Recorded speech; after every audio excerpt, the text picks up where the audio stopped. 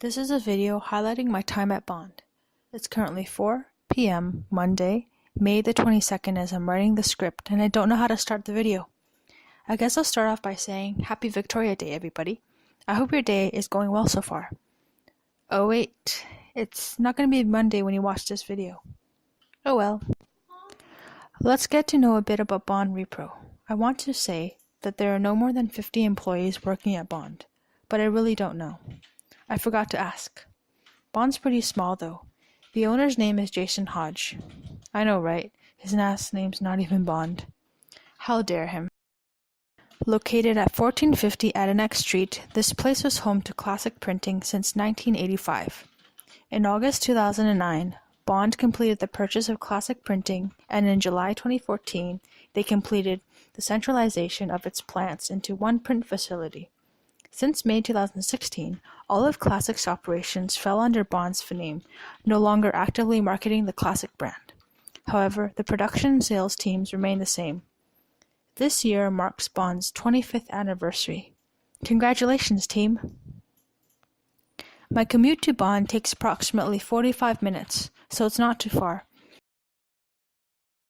Each time I got home, I was pretty exhausted from the day's work, so I'm actually surprised I was able to document each day in our elementary school journals. 6 days out of 10, I was in the binding and finishing department, either because Paul, my production manager, was away, he arranged my schedule, had a later shift, or on that particular day, there was a lot to do and several rush jobs had to be completed, which is totally understandable. Bindery is not that bad. It can get repetitive though, but it's an important part of a job. Since it's basically the last step in completing a job, it's important to do it right the first time. Almost always, our press operators print overs to compensate for mess-ups down the line, which happens. However, it's not the standard 5% overs that we were taught in Doug's class. Sometimes the amount that we get is ridiculous. For example, there was a job for 3,000 books, and our guys printed 700 overs. Like, why? We had enough samples for the docket and for our boxes, so the rest had to be recycled. We have loads of workers in bindery. It's an infestation, really.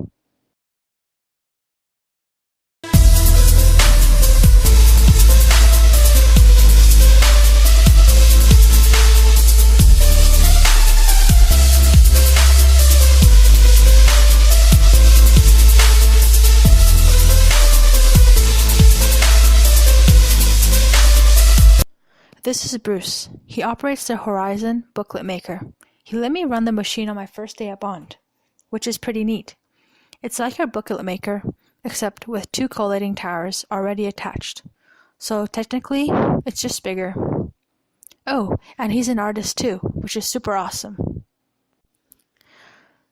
This is Vin, another bindery worker. She's hilarious because she complains a lot. She also yells at me when I'm doing something wrong. That's great too. She reminds me of Edna from The Incredibles. You know, that costume designer with big glasses? Yeah, I love her even more because of that. There's always something to do when you're in bindery. I'm sure that applies for the other departments too. At least I hope so. I spent day 1 in the art department with Cindy, basically pre-press. This area is really dark. The only light they use is from their lamps, and there aren't that many in the first place. Apparently, the reason why they do that is because you can see color better when it's darker. If that's true, then that's pretty fascinating. They're like mushrooms, they thrive in darkness.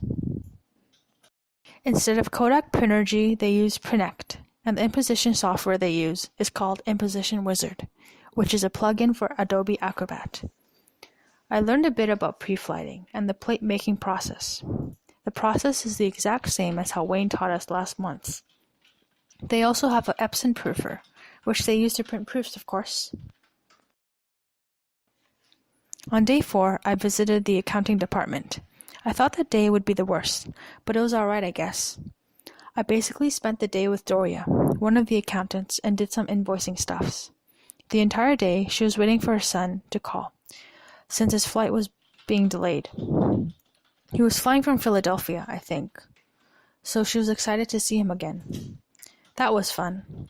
She's one of the nicest ladies at Bond, that's for sure. Fun fact, we both had a headache that day. Day 5 was the best day so far. First, I got to play with a Heidelberg 2-color Printmaster offset press. Everything about offset printing is fun. If you know me, you know I love to do stuff with my hands. Running the press, I loaded and unloaded paper, applied ink, and pressed buttons. Basically, the same thing for the Quickmaster, which was right next to me. A coworker even gave me candy.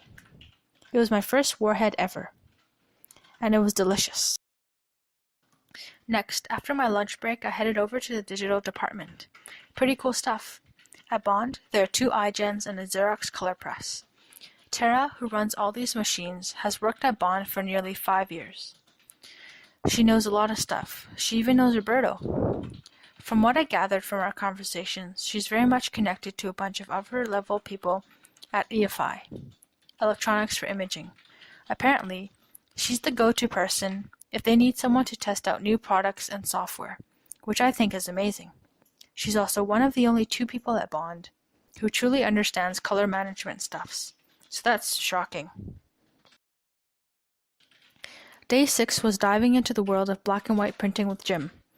He's the guy that kept misinterpreting my questions, but I totally forgive him, I guess.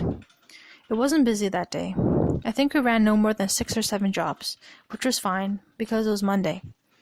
In the black and white room, there are 2 Ricoh Pro 1357 EXs, 2 Ricoh Pro 8120s, a Xerox D95, which is a photocopier and scanner, and a large color Ricoh Pro C9110.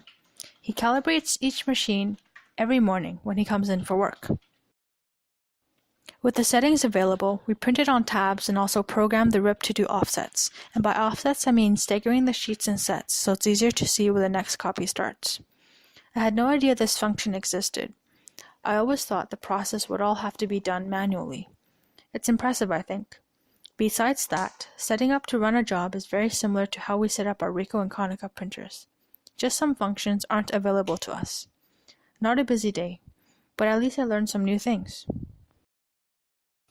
Day 8 was the last day for Robert, one of my coworkers who operates in the iGen room.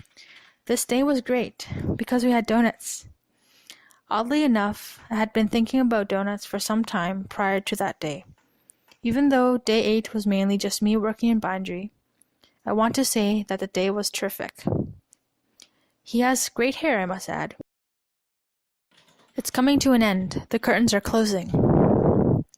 The people at Bond are pretty cool. They like to have fun. They don't always meet their deadlines, but as Tara told me, the deadlines are just suggestions.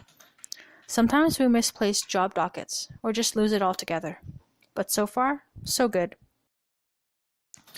I've learned quite a few things during my 10-day adventure. Luckily, we had to write in our journals, otherwise I would have forgotten most things.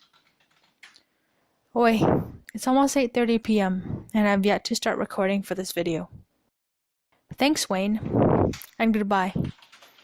Oh, and thanks everyone for watching. Peace.